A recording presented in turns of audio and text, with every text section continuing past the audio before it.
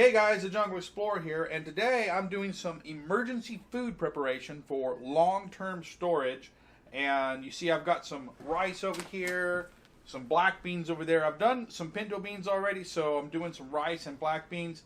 And you know, I lived in the Amazon for over 15 years, and where I lived I had to prepare every year for long-term food storage because of the rainy season, and the roads were dirt and they would get cut off, and sometimes it could go for months without being able to get out to a food source.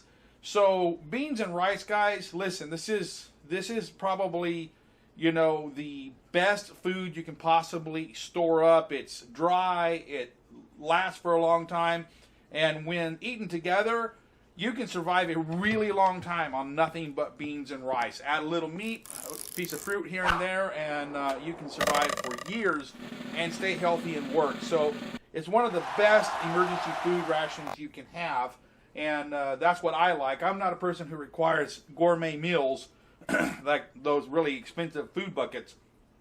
Just give me some beans and rice and, you know, a jackrabbit or something, and I'm good. Okay, so I've already got some Mylar bags here with about 5 pounds of black beans in each one.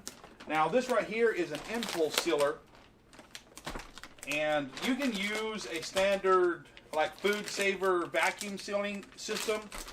I have this from a previous system that I was using, and you know, when you get your bags ready, then for long-term food storage you're going to need to put in an oxygen absorber here.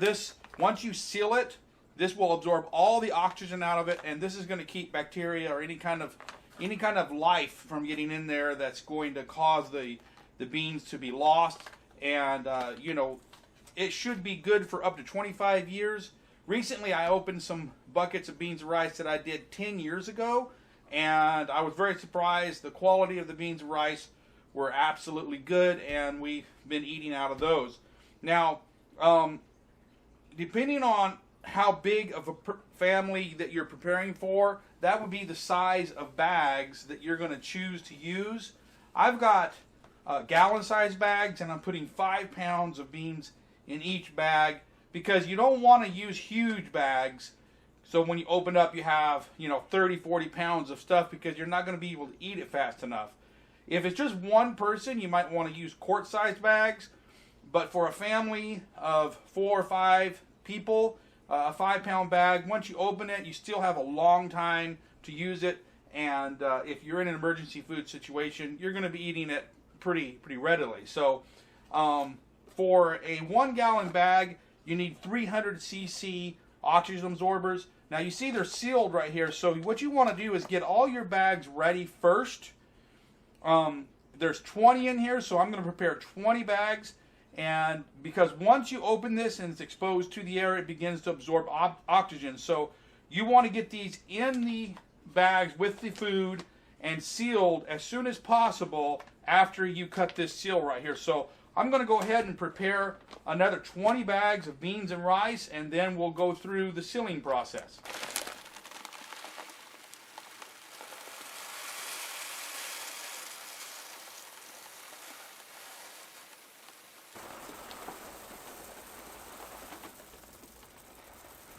Alright, now we've got 20 bags ready to go. I've got 20 oxygen absorbers right here in this.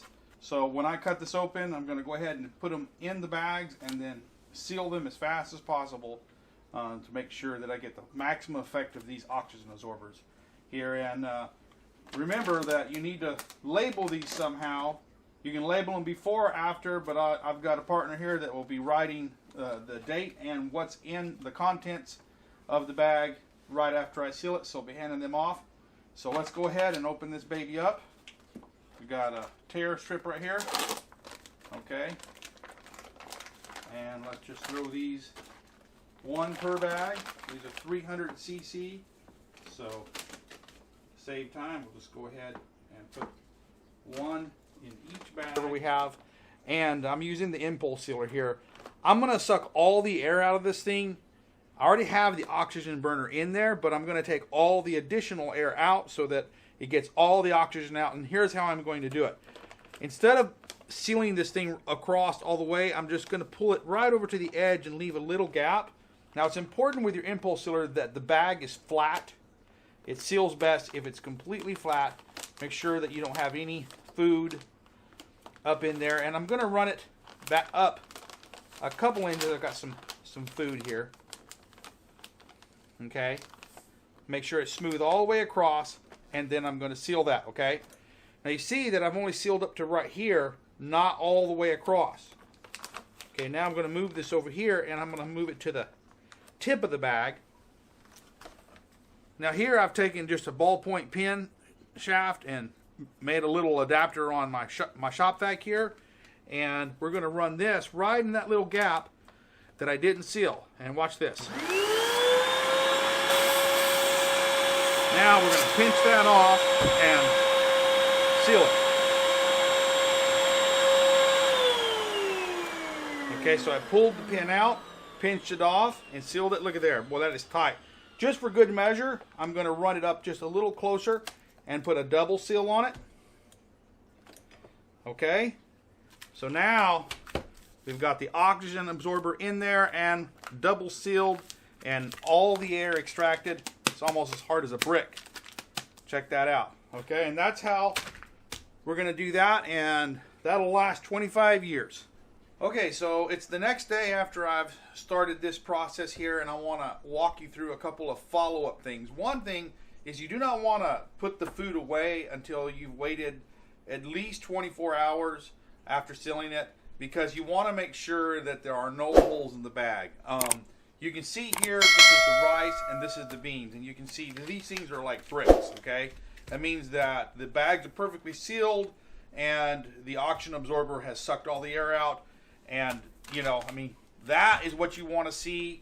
Now, you see two bags over here. These were sealed just like this one right here, but look at it. Okay, so there's a hole in this bag. So if you store that for 10, 15 years, it's going to be ruined. You want a completely air and oxygen-free environment for your food to be stored long term, okay?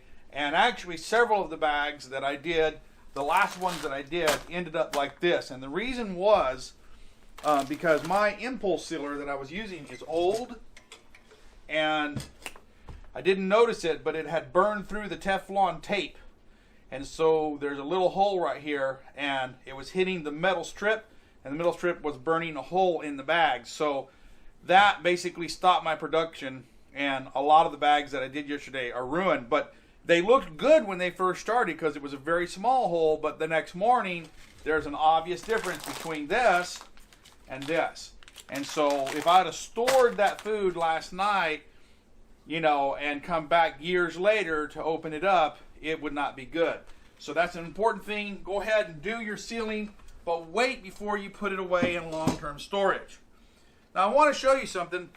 That impulse sealer, that's a commercial sealer, and they're quite expensive. But you actually can do this with a standard Food Saver vacuum sealer if you want to. Here's just a small demonstration of how this works. If you want to use a food sealer, okay, you can use it the same way. This is a vacuum sealer, but it has just a seal function on it right here. So you can actually use it just like the impulse sealer. It's not as fast, but it works just as well. Actually, it provides a really good seal. So let me just stick this down in here real quick. Got to get it flat. Try to get all the air out as much as possible. Okay? And then put that down. Move this out of the way. Lock it down like that, and just press seal. Now this is just a trial bag because it doesn't have an oxygen burner in it right now. I'm just using this to demonstrate that you can use one of these. These are a lot cheaper than that commercial impulse sealer. So once it turned off, it's done, and there we go. That's a beautiful seal along there. So it actually works really good. And had I known that my impulse sealer was creating a little hole, I would have finished up with this because it works really good. So this is like 30 bucks. That's like $300. So you can do this with one of these. It won't vacuum seal it. I wish it did, but these bags are not right for that. But it will seal them, and if you have the oxygen burner inside it, it will end up, after 24 hours, looking like this rice right here. that's just sucked down really, really nice. So there you go. That's a better way to get around that. You can use any kind of a food vacuum sealing machine for that, as long as it's wide enough for your bag. Okay guys, well, I hope you enjoyed this video and found it helpful. If you have, please like, subscribe, and comment. I'll place a link to all the things you've seen in this video in the description of the video so that you can find these products. Until next time, this is the Jungle Explorer signing out.